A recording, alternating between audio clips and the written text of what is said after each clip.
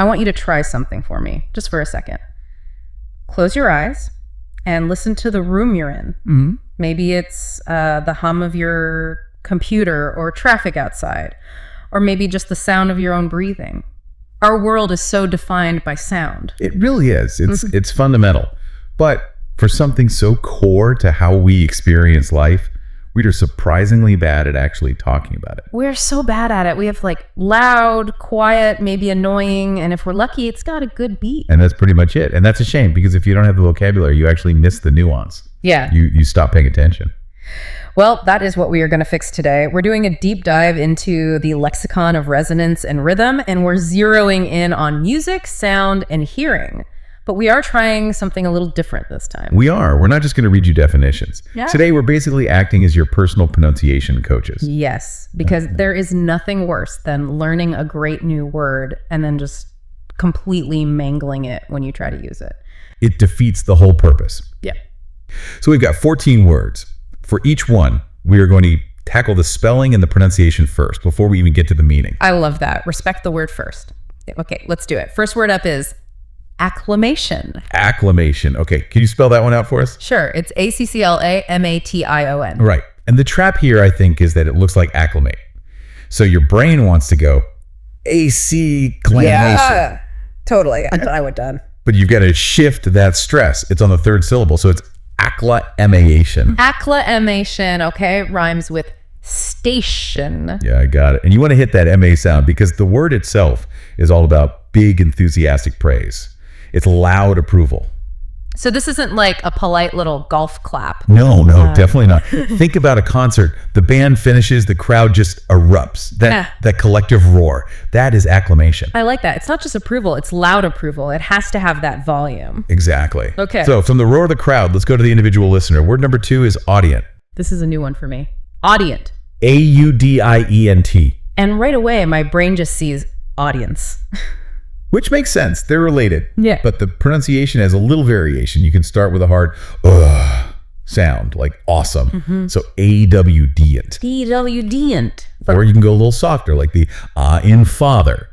H-H-dyənt. Got it. So what's the difference between an audience and an audient? Well, an audience is the group. It's the crowd, the collective. An audient is the single person, the individual who is actually listening. Oh, I like that distinction. So I'm not just a faceless part of the mob. I'm an audient. I'm actively doing something. Precisely. Gives agency back to the listener. The source material had this really clever line that said, the entire audience was a captivated audience. It treats the whole group like a single focused person. Exactly. Okay. Let's move on to some instruments. Word number 3, bassoon. B-A-S-S-O-O-N, double S, double O. This feels like a minefield. It does. I think the temptation is to say be soon. Like a fish that's arriving shortly. Please don't. No, the stress is on that second syllable, and the double O makes a long U sound. So it's bassoon. Bassoon, like balloon. Perfect. And what is it? It's a big woodwind instrument, right? It looks sort of like a giant wooden pipe with a bunch of keys on it. Yes. The source calls it a long conical tube, but I think giant wooden pipe is better. It has this wonderfully rich, mellow tone. It's often the grandfather's voice in Peter and the Wolf. Right. It can be comical, but also really woody and foundational. That's a great word for it. Okay, so we have the instrument. Now we need the person leading the orchestra. Word number 4 is batonist. B-A-T-O-N-I-S-T. And I have to ask, is this a real word people use, or is it just a fancy way to say conductor? It is a little specific, I'll give you that. But first, let's get the pronunciation. It's not DT'd honest. Okay. The stress is on the second syllable. Batonist comes from the French word for the stick, the baton. Batonist. All right. So why do we need it? Well, it really emphasizes the skill with the tool. A conductor could just be waving their hands, you know. A batonist is a master of that specific instrument, the baton itself. So it's like the difference between just a driver and a wheelman. It implies a special skill. Exactly. It's about that specific mastery. Which leads us perfectly to word number 5, cadent. C-A-D-E-N-T. Now, how would you guess this one is said? I see the word cade in there, so I want to say cadent. And that's the trap. It's actually a long A, so cadent. Cadent, okay. And I know the word cadence, which is about rhythm. Right. Cadence is the noun. Cadent is the adjective. It just means something has a regular, even musical rhythm. So the ticking of a clock is cadent. It is, yeah. But we usually use it for things with more of a flow. The source talks about reciting a cadent poem. You can feel that smooth, methodical beat in the words dadium, badium. It's not choppy. It has a heartbeat. I like that. Exactly. Okay, let's switch gears from smooth to piercing. Word number 6, clarion. C-L-A-R-I-O. This one actually has a few different pronunciations that are all considered correct. Oh, good. So I can't really get this one wrong. Pretty much. You can say ʻkler-ē-ən with an air sound, or ʻkler-ē-ən with an ah sound, or even ʻklar-ē-ən with an r sound. I think I usually hear ʻklar-ē-ən like in a clarion call. That's probably the most common. And a clarion, historically, was a medieval trumpet, but not just any trumpet. Right. It was designed to be really high-pitched. Exactly, because in the noise of a battlefield or a royal court, you need that high frequency to cut through everything else. That's why fire alarms are so high-pitched. It grabs your attention. You can't ignore it. It's the acoustic version of a spotlight. Okay, word number 7. We have instruments, players. Where do they go to study? To the conservatory. C-O-n-s-e-r-v-a-t-o-r-y. That is a mouthful. 5 syllables. Let's break it down. The stress is on the second one. Conservatory. Conservatory. So the root word there is conserve, which is interesting. I just think of it as a fancy music school. But that's what they're doing. They are conserving the artistic traditions. You go there to learn the classical methods, to keep the art form alive and at a very high level. So you're not just learning, you're becoming part of a lineage. Precisely. Okay, from the big school, let's get into the real weeds of theory. Word 8 is dipody. D-I-P-O-D-Y. I looked at this and had absolutely no idea. Dipody. Not quite. The stress is on the first syllable with a short I. Dipody. Dipody. It sounds like a character from a kid's book. It does, but it's a super technical term from poetry. It means a rhythmic group of 2 metrical feet. Okay, you lost me. What's a metrical foot? Think of it like 1 unit of a beat, like da-dee-um. That's 1 foot. A dipody is a pair of them. Da-dee-um, da-dee-um. So it's just a way of grouping the rhythm. Exactly. It's a structural term. It's for the audience who's really listening to how the poem is built. I see what you did there. Okay, nice one. From high theory poetry to something much more earthy, word 9, ocarina. O-C-A-R-I-N-A. And I only know this word because of the video game, The Legend of Zelda. You and about 1 million other people. The pronunciation is aku-arino. The stress is on that R-E-E. Ocarina. And what is it for people who haven't played the game? It kind of looks like a clay potato. That's a perfect description. It's an ancient wind instrument, a vessel flute.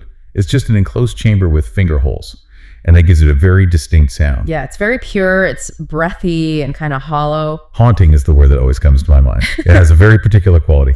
Okay, let's leave the music all entirely. We're going to the physics lab for word number 10. Phonon. This one blew my mind. P-H-O-N-O-N. And it's pronounced F-O-H, non-non. A long O at the start and a shorter O at the end. F-O-H, non. So I know that photo is related to light and phono is sound. A photon is a particle of light. So a phonon is a particle of sound. That's it. But wait, how does that work? I thought sound was a wave of pressure in the air. It is, in the air. But think about sound traveling through a solid like a crystal. The atoms are all locked in this rigid structure. The vibration moves through that structure in these tiny, discrete packets of energy. So those packets are phonons. Those packets are phonons. It's a quantum of vibrational energy. It's basically where acoustics meets quantum mechanics. That is wild, a sound bullet. Okay, I feel smarter now. Let's go back to singing. Word 11 is precent. P-R-E-C-E-N-T. Now, this just looks like the word present, like a GIF. It does, but it's a verb, and the stress is on the second syllable. Precent. Precent. And to precent means? It means to lead a group in singing. You're the one who sets the pitch and the tempo. Ah, so it's an act of leadership, like a choir director presenting the hymn. Exactly. You know when everyone tries to sing Happy Birthday and it's a total mess? Oh, yeah, disaster. Because no one is presenting. There's no anchor. Got it. Okay, speaking of disasters and unpleasant sounds, word 12, squall. S-Q-U-A-L-L. This one feels simple, but the vowel sound is important, right? It is. It has to be that deep aw sound. It rhymes with call or ball. Squall. Squall. And this means to shout, but it's more than that. It feels messier. It is messy. A squall is also a sudden violent storm. So when a person squalls, it's intense, it's often high-pitched, and it usually comes from a place of distress or anger. The source gives the example of a child squalling over not getting a cookie. The perfect use case. It's a raw, grating noise. It has no structure. Okay, word 13. This is the big one. I think if you learn one word today, this should be it. Timbre. T-I-M-B-R-E. And let's just get this out of the way. Everyone sees this, and their brain wants to yell. Timbre. Like you're a lumberjack. Exactly. And that is totally understandable. But please, it's pronounced timbre. Timbre. Like the first part of tambourine. That's a great way to remember it. Timbre. And it's so important because it describes the quality of a sound that isn't pitch or volume. Right. A trumpet and a violin can play the same note at the same loudness. But they sound completely different. That difference, that texture, that color of the sound, that is timbre. So when we said the ocarina sounds hollow or the bassoon sounds mellow, we were describing their timbre. You were describing their timbre. The source uses this amazing example, the frail timbre of the old woman's voice. It tells you so much more than just the words she's saying. It's the character of the sound. Wow. Okay, last one. Number 14, ending on a good vibe. Vī-brə-ʻfōn. V-I-B-R-A-P-H-O-N-E. Pronounced V-Y-brū-phone. Long I at the start. From the word vibrate. And this is that instrument that looks like a xylophone, but it has metal bars. And it has that cool wavering sound. How does it do that? Underneath the bars, there are these tubes with little fans in them that are driven by a motor. And as they spin, they open and close the tubes, which creates that vibrato effect. Whoa, that's so cool. And it creates this shimmering sound that just hangs in the air. So we did it. 14 words. From the huge sound of acclamation to the delicate timbre of a vibraphone. And we navigated dipody and timbre without falling into any traps. Hopefully. But the big takeaway for me is that just having these words actually changes how I hear things. It absolutely does. It's a known psychological effect. When you can name something, your brain can categorize it and pay better attention to it. You stop just hearing noise. Right. You start hearing the timbre of someone's voice or noticing if a piece of music is cadent. You go from passive hearing to active listening. You become a better audience. There it is again. So here's the challenge for you listening. The next song you hear, the next conversation you have, just pick a sound and try to give it a name. Ask yourself, what's the timbre here? And see if that act of naming it actually changes the way it feels to hear it. I have a feeling it will. Thanks for listening with us. Until next time.